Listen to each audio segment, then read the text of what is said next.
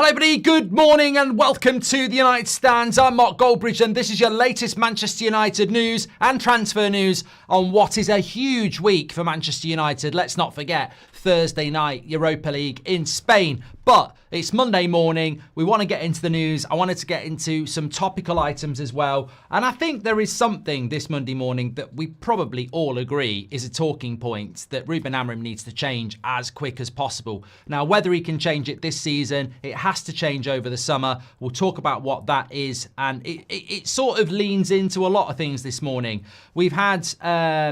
I've been sent some clips from Gary Neville, Jamie Redknapp and Daniel Sturridge on Sky yesterday saying that this is the worst Man United team ever, that Amorim needs to be getting better out of these players. We'll discuss this in a minute.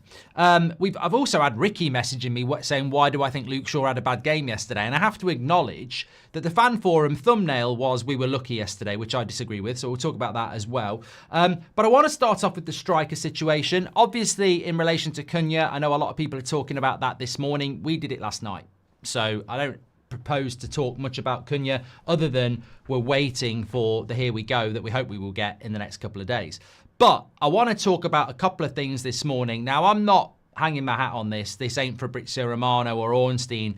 More stories coming out this morning from Italy involving Osimhen and Lookman, who would both be forwards, who are both potentially available this summer. But this is where I really want to start. Amorim's got to change this. He's got to do everything in his power to stop what's going on around recruitment and change course now. We need to bring in a centre forward who is guaranteed experience. We cannot go for another inexperienced player in a position like that. It's too important. There's too much anger, there's too much frustration, and there's not enough patience to be looking at bringing in more developmental players. I know it's the strategy of Wilcox, I know it's the strategy of Barada, and I know it's the strategy from the top. Cheap young players that they think can increase in value. But this is flawed.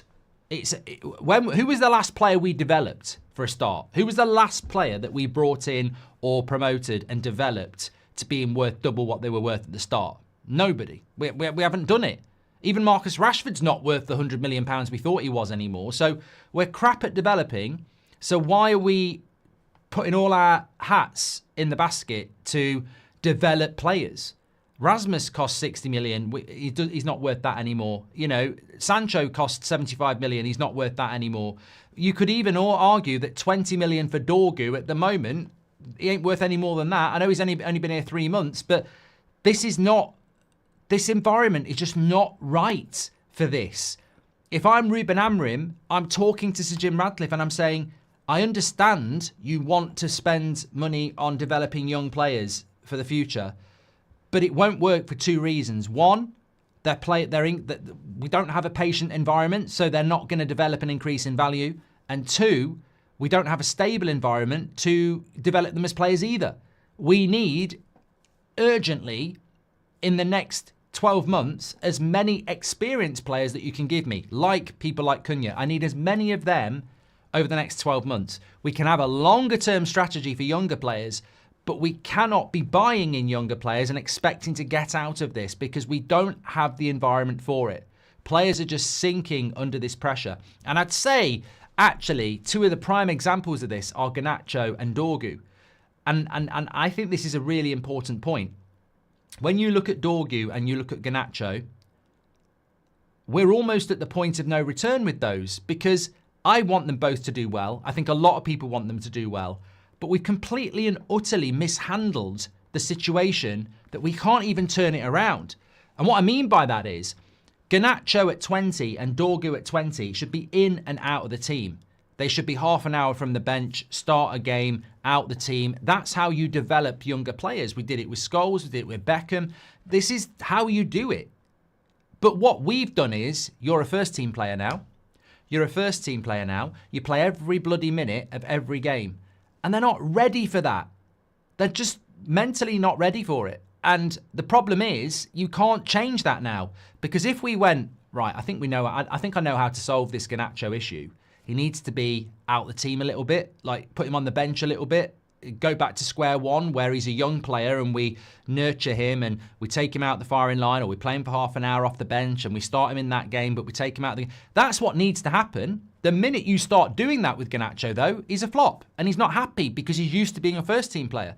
Same with Dorgu. Dorgu should have been brought in, developed, start a game on the bench, start a game on the bench, start every game now. And if we put him on the bench, people will go, well, he's a flop then. He's gone from starting every game to the bench. We're messing up. This strategy is just not working. And it's not working because the team is in turmoil. So we have to throw these people in because there's nobody else. We need to change course on this, and we need to change course on it very, very quickly. We can't keep buying or bringing through 20-year-olds and playing them every single minute. The strategy isn't working. And if I'm Ruben Amorim, I'm literally saying to Sir Jim Radcliffe, I can't be given a 20, 21, 22-year-old striker. I need a 25, 26, 27-year-old who actually is expecting to start every week and has the experience to start every week at a club like this. So where we turn to, well, we're all in on Delap, aren't we? But I don't see it. I don't see him and Rasmus collectively or individually being capable of doing what we need to do next season. And I don't know where we're going to go because I don't think we're going to go anywhere else, but it worries me about next season. I mean, obviously now, I know people are very angry and frustrated now, but I'm looking at next season already and I'm going, next season to me already looks like a load of young players learning on the job. And I just think United have completely and utterly misread the room. The people in charge have misread the room. If they think they're going to get away with a 2 or 3 year project of young players growing on the job, they're stupid. They're just darn right stupid, because we're going to keep underachieving and also those players are not going to develop. So forget about what I think, about what the fans think, or a lack of patience. The results are going to stay bad and they're going to not develop. It's a well-known fact that if you take Phil Foden and drop him into a Man City side that's winning things, he's going to develop a lot quicker than dropping him into a Man United side that's getting a load of shit. It's obvious, isn't it? In any walk of life, if you take somebody that you're trying to develop and you drop them into a secure and successful environment, they're going to develop quicker than dropping them into a chaotic, underachieving, toxic environment. And that's what United are doing. They're bringing in the right young players and then they're going, throw them into that sewage. You know, it needs to change. It has to change. That we have to change course, because if we don't bring in more recruitment around experienced players, I think we're going to be in for more of what we've seen this season. And there is zero patience in this fan base. We see it game after game after game. There is no patience at all. The positives are not being highlighted. It's negative, negative, negative, negative. And we saw that yesterday, and we're going to keep on saying it. And as I said, Dorgu is the one signing that Amorim's made. Did he want a 20-year-old? I doubt it. I think he was on the list, but I don't think it was plan A. What's happened with that 20-year-old is he's played every bloody week. There's no sympathy, there's no patience, there's no understanding. And what actually should be happening with Dorgu is he should be understudy for somebody. He should be pushing an experienced player, you know, getting games here and there, coming off the bench, you know. Instead, he's come in as the starting left back and there's nowhere to go. This is what I mean. There's nowhere for Garnacho to go. There's nowhere for Dorgu to go. There's nowhere for Rasmus to go. There's nowhere for Man Utd to go, because they're just in the team. There's no development plan. You're in the team. Your development is sink or swim in the first team. There is no player around to guide you. You're not an understudy to anyone. You're in the team now, and you can't go backwards. You can't suddenly go, Dorgu, you are now on the bench. I've got an experienced left back, and you're on the bench now, and we're going to nurture you over the next 2 years. No, you've got to learn on the bloody job. It's just ridiculous. I felt like part of me died yesterday after seeing them winning. I don't think I can think straight at the moment. I'm just praying to God, says Yechi. I think he's talking about Liverpool. Patrick Lynch says the squad is incredibly imbalanced and dysfunctional. Experienced players have entered the squad and needed time to adapt. Asking youngsters to come in and be the solution to our issues is madness. I know. I genuinely was like, look, the game yesterday, I don't really want to talk about. I've said my piece on that. It's a huge game on Thursday. But the actual bigger strategy, I'm talking summer, next season, season after that, I'm massively concerned about. I really do not see how this is going to work. Fundamentally, I don't really see how it changes for someone like Garnacho either. He's been in the team as a starting player for most of the season, and actually, I think he is a player that if you had a proper strategy, would be on the bench a bit. You know, on the bench a little bit. Instead of, you know, I want you to pass more in the next game. I want you to stop shooting as much in the next game. It's always starting though, isn't it? There is no take him out the team. You know, make him understand that you're still a young kid. You still got a lot to learn. You're out the team. You take it on board. I want you to... Look, if I was Amorim, I would take Garnacho out of the team. And I'd go, I've told you what I wasn't happy about in that game. I've told you what I want you to work on. You're not in the game. You're not in the team for the next game. I might bring you off the bench and you can show me whether you've listened. But it's not. It's like, I'm not happy with what you did in the last game. I want you to do this, but you are starting. It's the whole strategy is flawed. And that's not on the manager. That's not on the manager. I mean, he can't really do anything about it, can he? I would sell Delo and get Frimpong on installments, says Sam. Delo's injured at the moment, so I don't think we're going to be selling him, Sam. Look, that's just something I wanted to get off my chest. I don't know whether people acknowledge it or agree with it. I just think we're sold this. There's two fundamentals to it, really. Our strategy is to buy young and develop. But the problem with that is we are bad at developing and we're bad on the pitch. And what I see happening is that we can't actually provide a pathway to developing these players when the team is as bad as it is. And you can't just throw young players in and play them every week. It doesn't work. There has to be a strategy around that development, and there doesn't seem to be one. And second of all, they don't seem to have understood the room. I think they think, crazily, in my opinion, I genuinely think they think there's patience in the fan base. I genuinely think they think that they've got 3 years. I genuinely think that they think that the fan base is going to give Sir Jim, Amorim, and this team 3 years to keep fucking up. And that's wild. That's absolutely wild. I've never heard a Man United fan, when the Glazers were looking to sell or get investment, go, well, whatever happens after this sale, we've just got to give it 3 years. I never heard any United fan say that, because we've been living this for 10 years. So I just think the whole strategy is weird. And you see them sat there, and it's like looking at miserable statues. Not, you know, you look at Barada, you look at Sir Jim, you look at Wilcox, you look at them sat there in the stadium, and there is no emotion. They're just seriously like this. And you go, I don't think you understand this football club. I don't think you really understand the temperature of the room. And it really surprises me, because Man United this morning have re-released the 91 Cup Winners' Cup top. At 2 o'clock this morning, the social media manager or whatever put a tweet out about Mason Mount, our number 7. And I'm like, you don't get it. You just do not get this fan base at all. And you're trying to rebuild the football club. And who is advising you? Who is actually advising the people in charge of Man United about the temperature of the fan base and what is advisable and what is not? Like, surely somebody is saying to them, if we sign Dorgu and we play him every week, what's the chances that he's going to be Roberto Carlos straight away? Minimal. What are the chances that he's going to have good games and bad games and take a bit of time to develop? Massive. What are the chances that he'll be a better player if he's actually an understudy to somebody better than him? Bit better. What are the chances he's going to flop if we just chuck him into the team straight away?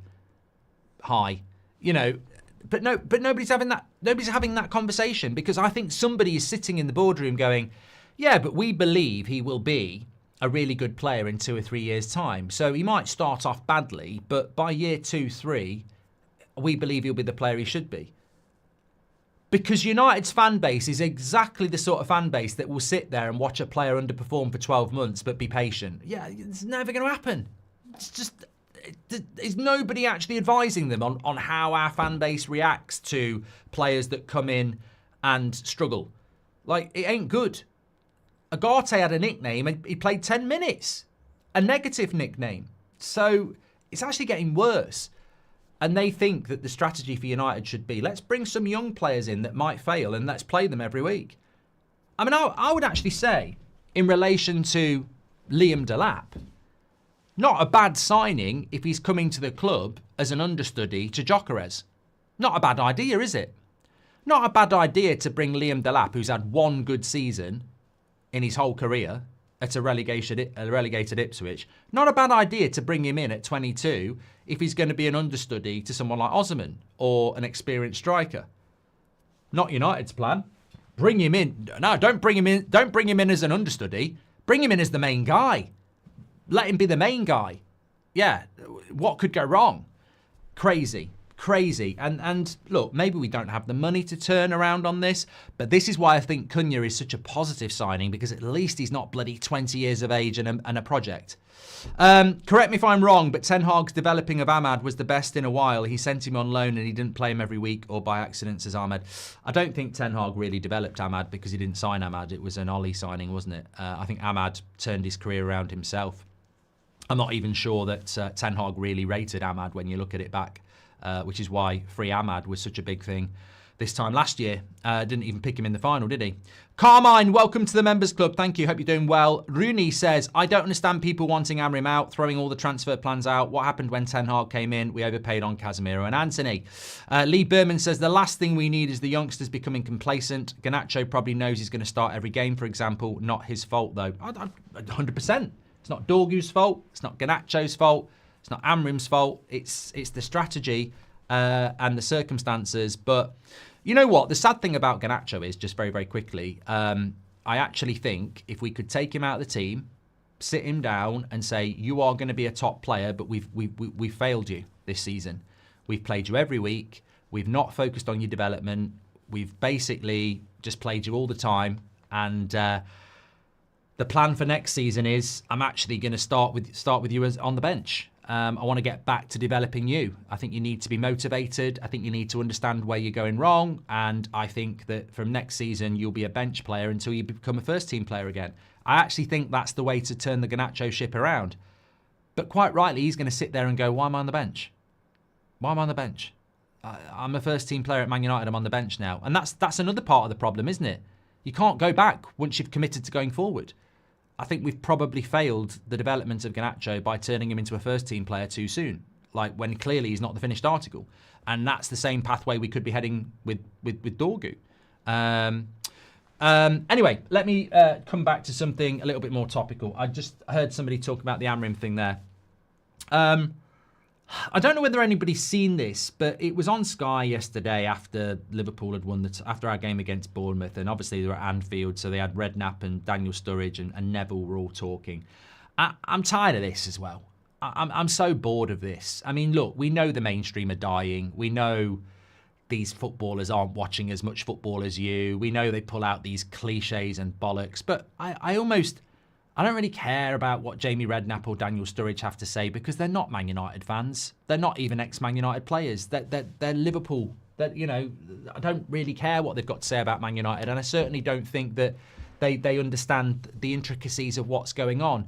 But what I am tired about is the same old headline. Because, look, whether we like it or not, there are millions of people who watch Sky Sports, and it's dangerous when uneducated, inaccurate opinions get projected by clips from those media outlets and social media managers on a Monday morning that then United fans start reading and everyone else starts reading and they think it's true. First of all, one of the statements was, this is the worst Man United side I've ever seen. Wrong. Sensationalist, modernist, flip-flop shit. This is not the worst Man United side we've seen in anybody's lifetime at all. But it's simply not. It really isn't. And I'll tell you why it's not, because like stats, it's all in the eye test. If you look at Man United against Wolves and you look at United against Bournemouth and you look at against us Man City, that's what, 3 of our last 4 Premier League games? We should have won all 3 of those games. We created more chances than Man City, we created more chances than Bournemouth, and we created more chances than Wolves. So how are we the worst Man United side in anybody's lifetime? These people aren't watching Man United. Now, people will go, well, factually, look at where we are in the league. I take that on board. And if that's what you think makes the worst Man United side, then that's up to you. But I watched United under Rangnick. The players weren't even bloody trying. It was dreadful. Absolutely dreadful. And we weren't great yesterday, but that's not the worst Man United side I've seen. I think there's a lot of melodramatic bullshit that people talk for headlines. We are not the worst Man United side I've seen in my lifetime. The worst Man United side I've seen in my lifetime was that Rangnick team for the last 2 months, where people were literally downing tools. Like, it was disgusting. And I know we still finished in, what was it, 7th or 8th, but there's the context of everything is very, very, very easy. The Premier League that year, we were very fortunate that we didn't drop down to like the bottom half of the table. It was awful. So I don't really see what this is the worst Man United side I've seen in my life. What does that actually add to the conversation of what is it that you're looking for? And I'd respect a United fan telling me that and telling me what it is they're looking for, but I'm not interested in what Sky Sports have got with ex-players who didn't even play for this club saying stuff about Man United, because I know exactly what they're at. When they talk about this is the worst Man United side ever, what they're really saying is Amorim needs to go, because that's what the media want. They're not interested in talking about the ownership over the last 10 years or the strategy of the football club from the top or the cutting of costs or, you know, the building of a new stadium. They're not interested in any of that. This is the worst Man United side I've seen in my life. And why do you think that is? Well, it's the manager, isn't it? Because the next point was Redknapp said Amorim should be getting more out of these players. And I thought to myself, well, why? Why should he be getting more out of these players, Jamie? Because it's very easy to project an opinion, but we never dissect it and say, why? Why should Amorim be getting more out of these players then? Did he not get given the job because these players bought by Ten Hag got Ten Hag sacked? Why should Ruben Amorim get more out of these players? If I'm a chef and I've been brought in because of my experience somewhere else and my dishes from somewhere else, and I come into the restaurant kitchen and I've got the ingredients from the previous chef, and I go, but I don't cook like him and I don't like his ingredients. Well, I've brought you in to make a meal out of that. And I go, but they're not my ingredients. I can't cook with that. So what's Redknapp talking about? Amorim should get more out of Ten Hag's ingredients. Why? Why? Even if you think he should, why? Why should he? He wasn't brought in to do that. He was brought in to rebuild Manchester United in a vision that he built at Sporting. He wasn't brought in to firefight with Ten Hag's ingredients. He's not Sam Allardyce. He's not an interim. He's been brought in to rebuild Man United in his vision. Why should he get more out of the previous manager's ingredients? He shouldn't. He shouldn't. I don't agree with that. And if that's relevant, why did Jose not get more out of his team at Man United then? Why did Ollie not get more out of his team at Man United? Why did Rangnick fail so badly? Should Rangnick have got more out of those players that were Ollie's? Or should Rangnick have been given what he said he needed? And that's the big one, because they did it to Rangnick as well. Oh, Rangnick should be getting more out of this team. He's clearly a bad coach. What, Ralph Rangnick, who was allowed to buy nobody and had to work with Ollie's team? Ralph Rangnick, who said this team's not good enough and needs open heart surgery, but we sacked him. Like, I'm bored of listening to uneducated troublemakers in the mainstream going, Amorim should be getting more out of this. Well, no, he shouldn't. Because the day he came in, everybody was like, this is going to be a big, long rebuild. He's going to need a pre-season and he's going to need transfers. Not had a pre-season, not had transfers. Well, he should be getting more out of what he's got. Why? That's not what he was. He wasn't brought here to do what they think he was brought in to do. And they know it.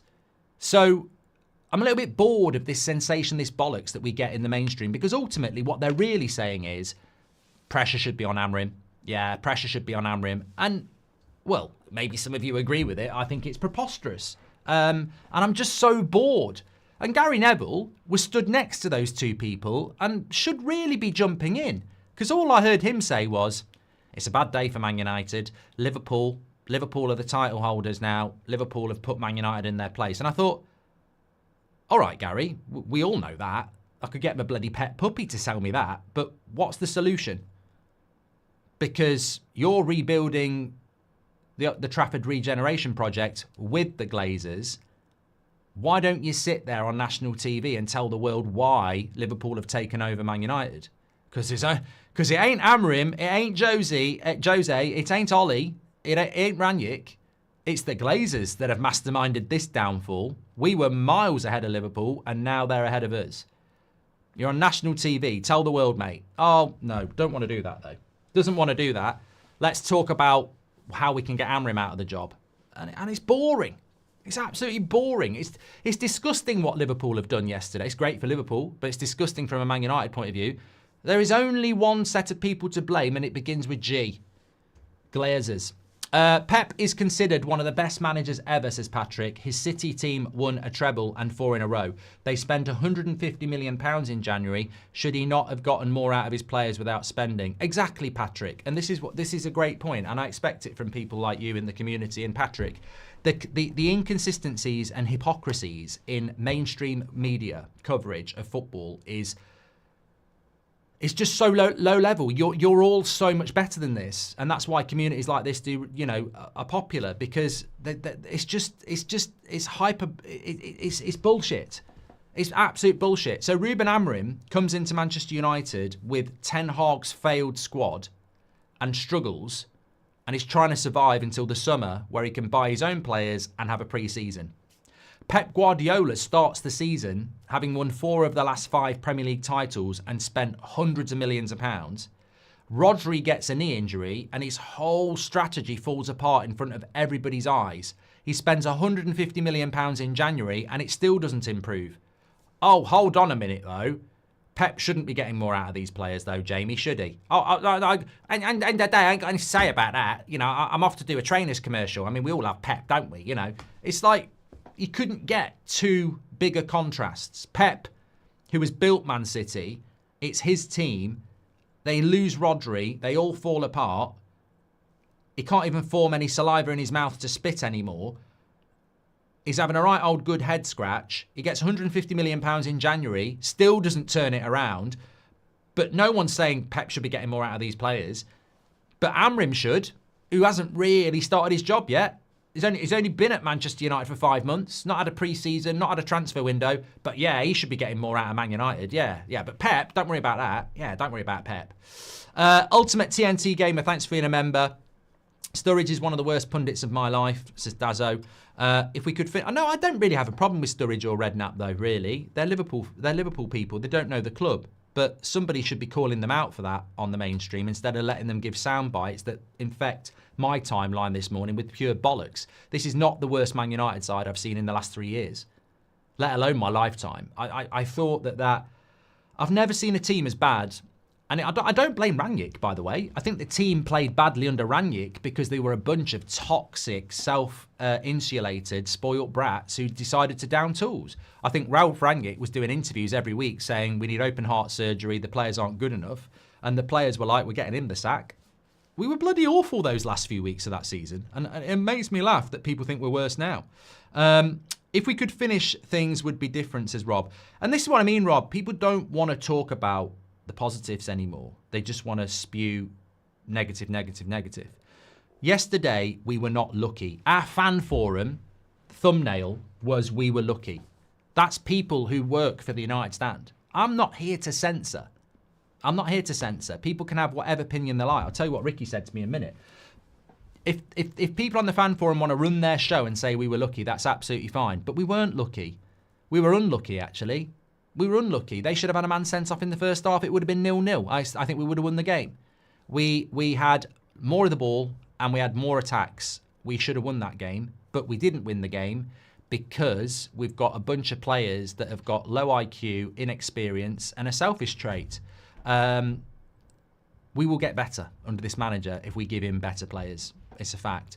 We should have beat Man City in the Manchester derby. We should have beat Wolves last week. We should have another 7 points. Yeah, from those 3 games. Yeah, we shouldn't have lost to Wolves. That would have been 3, and we should have another 2 points from City and Bournemouth. But you know what? I purposely said that because if you put 7 points onto United, we're still in the bottom half.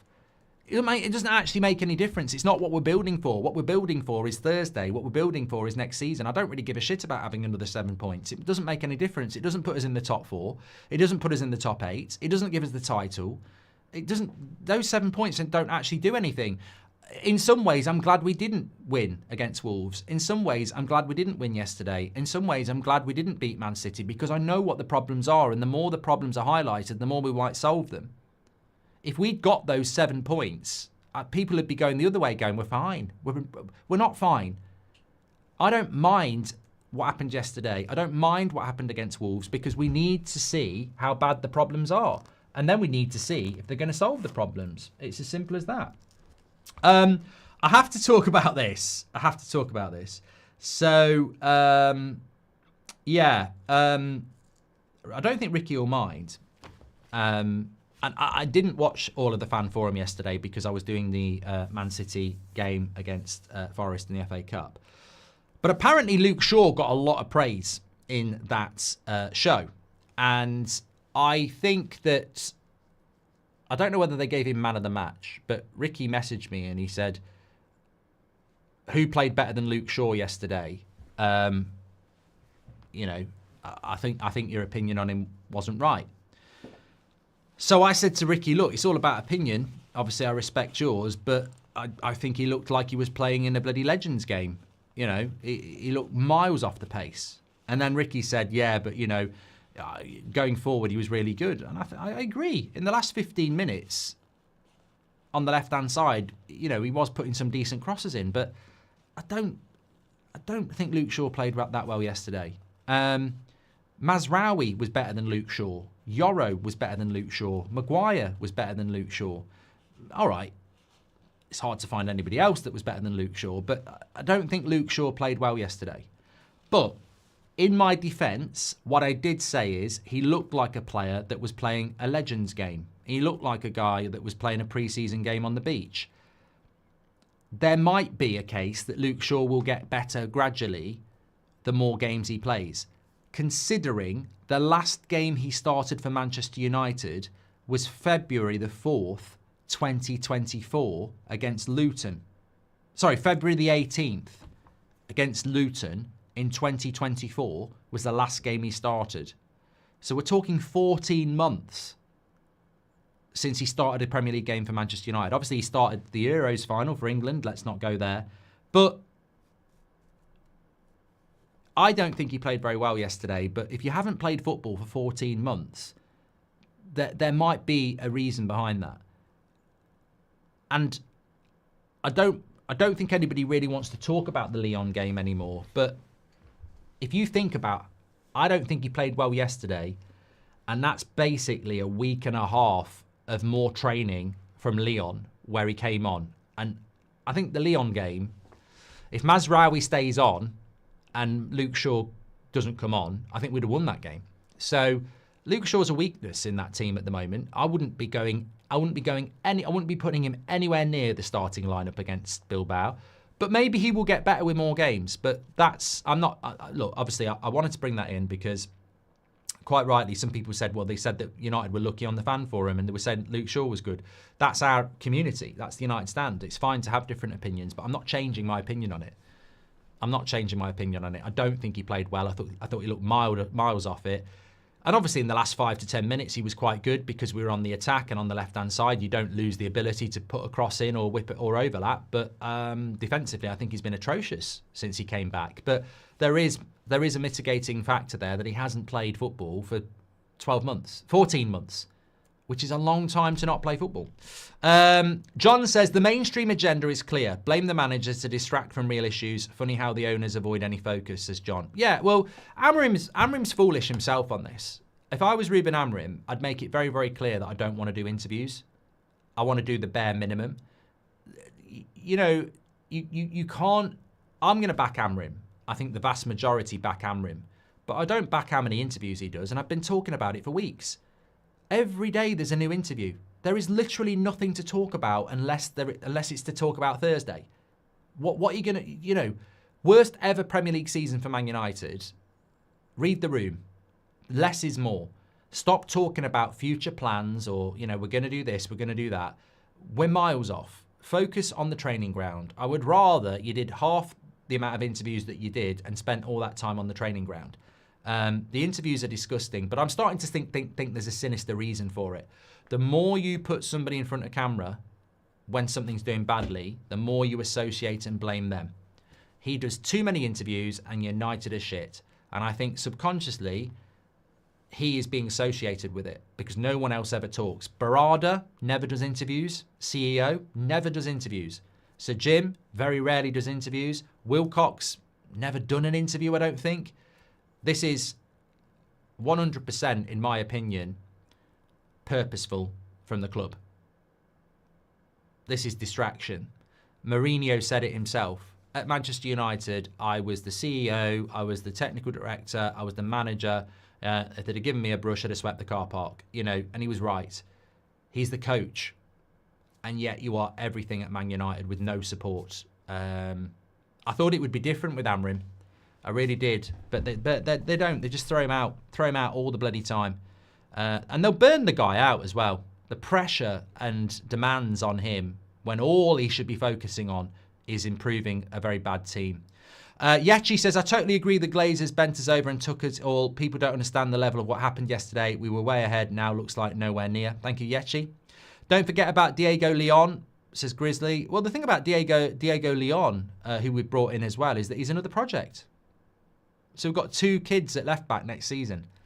Pep, Arteta, Klopp wouldn't waste time getting more out of these players. They would get rid, but different standards applied to Man United as usual, says Anthony Julien. Exactly, 100%.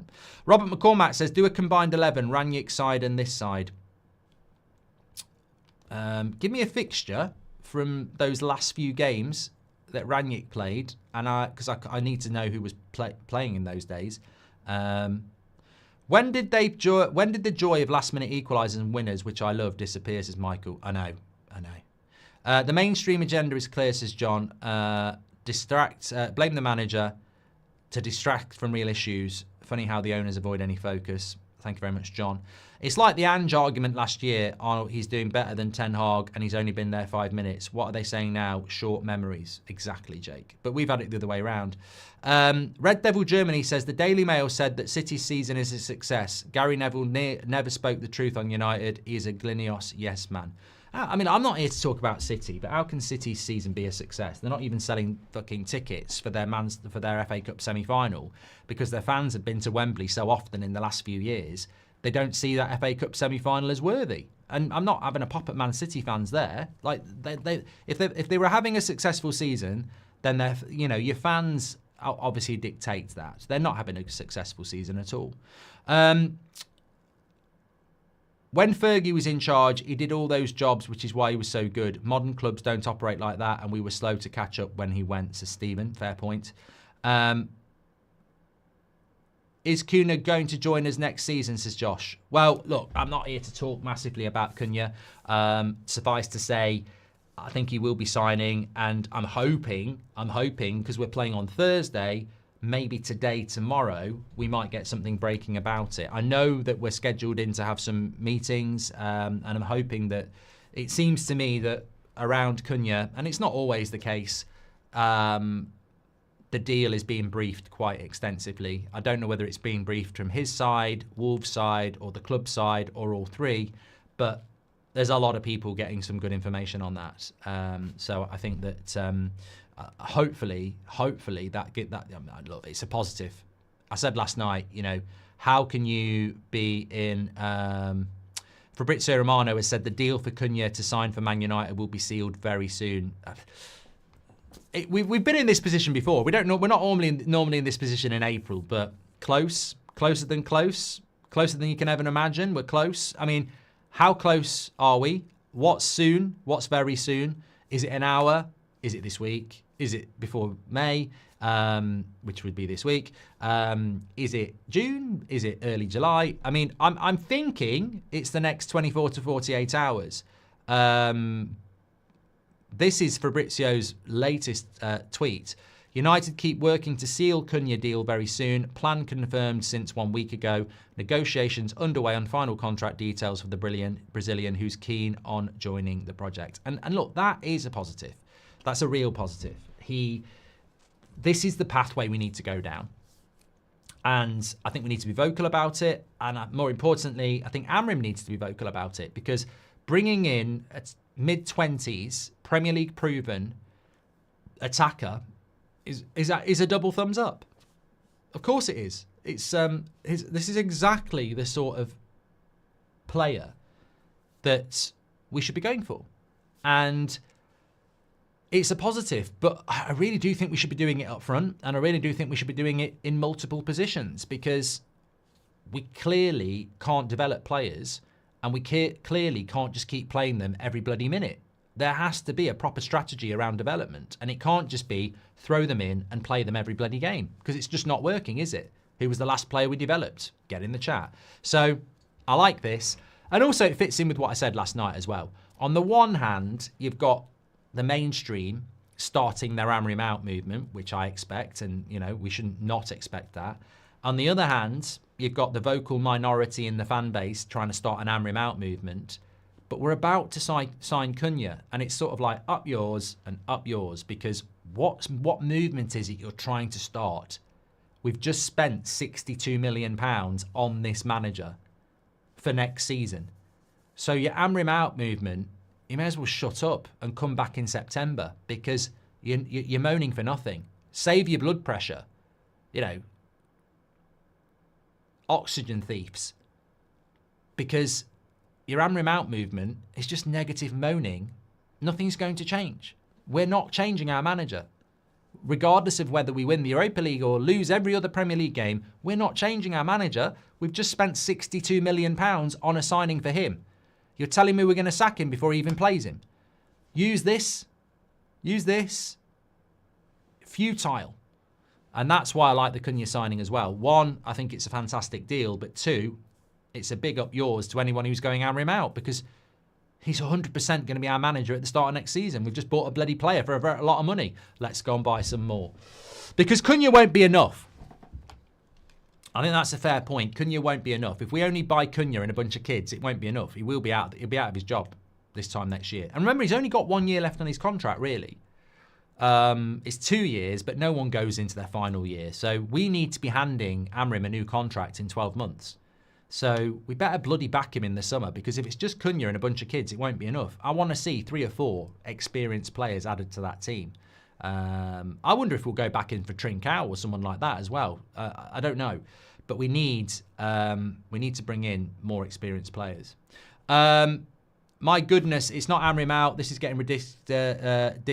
Conflating criticism with Amorim out is nonsense as Golden Glove striker. You're just projecting your opinion. That's fine. But trust me, mate, you might want to go and have a look. There's a lot of people saying Amorim out in our fan base. You might not be, but we're here. We're here talking about those who are. Def.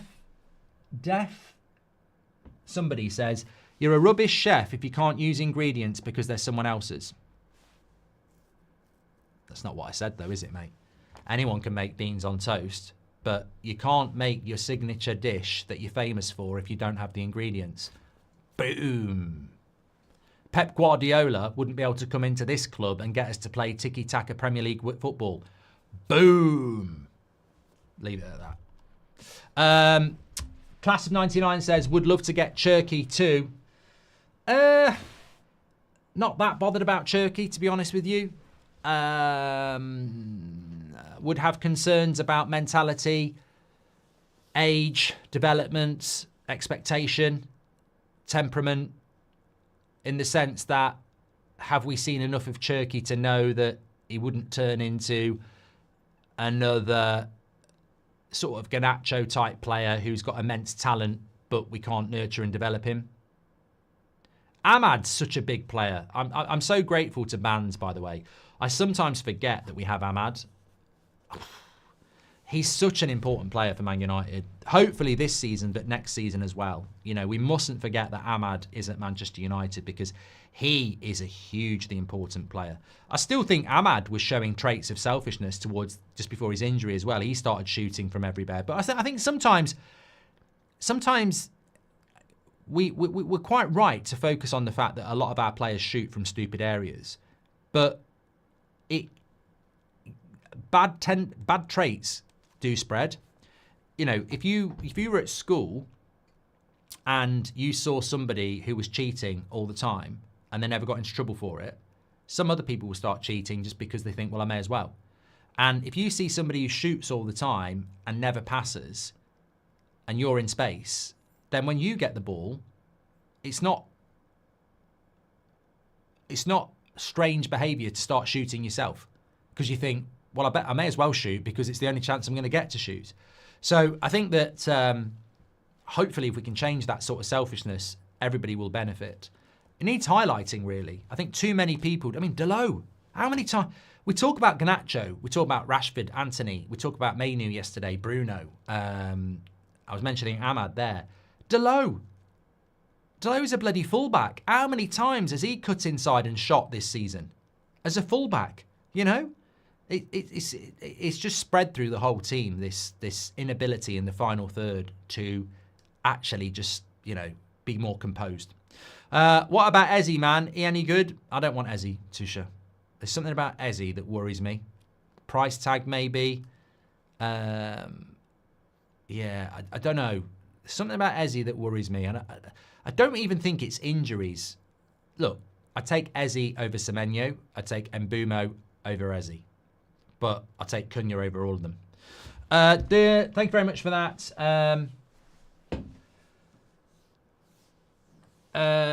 Kevin says, have faith. Last summer was a good blend and we've done well. I genuinely do think last summer was good. Hopefully we can build on it. But last summer, if we look, obviously I don't want to bring the same players in again, but if you look at last summer, Mazraoui, De Ligt and Agate to a certain extent mid-20s, and then Yoro a teenager and Xerxes sort of early 20s. I wouldn't be opposed to that profile age-wise again. 3 mid-20s and a couple of younger players, that'd be fine. It's 5 a.m. in the US. I have a long day. Wish me luck. It's story time. Gary Neville FC. Attack the day. Up at 5. I think he gets up at 4, actually. Okay, look. Hopefully, this Cunha deal starts the week off well. But remember, this week is bloody big for United. We go to Spain on Thursday. I, for one, am excited about that. I, for one, am optimistic. I choose not to go down the negativity. I think there are things that we need to do. And if I was Ruben Amorim this morning, I'd be banging on the door of Barada saying we can't continue down this strategy of throwing young players in and thinking we're going to get patience and time. It's just not going to work. I need more Cunhas. I need as many of those types of signings as you can get me because that's the way back. Thanks everyone for watching. Absolute legends in the community as always. Take care, stay safe, and we're back at 2 o'clock. And tonight it's an 8 o'clock show. The rest of the week it won't be because Champions League and the Europa League, but it's an 8 o'clock show tonight, I think. Or it might be 7 o'clock. I can't remember whether it's a 7 o'clock show tonight. Maybe it's a 7 o'clock show tonight. I'll have to look at the schedule. But maybe, just maybe, we might get a here we go. I hope so. Today or tomorrow, it would be great. Just silence the critics. Make sure you subscribe because we could go live at any point with a here we go. As you know, I'll speak to you all in a bit. Take care.